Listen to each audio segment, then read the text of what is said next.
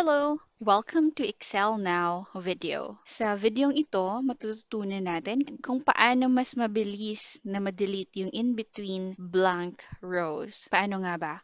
Kung tutusin, pwede naman natin isa-isahin na i-delete yung row na nasa gitna ng mga rows na walang laman. Ganyan.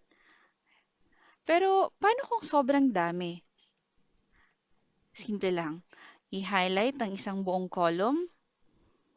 Control G para sa go to, special, at piliin ang blank na radio button.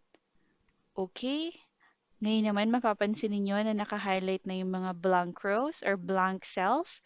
At para maalis yung mga rows na yun, Alt-H, shortcut para sa home, D para sa delete, delete sheet rows.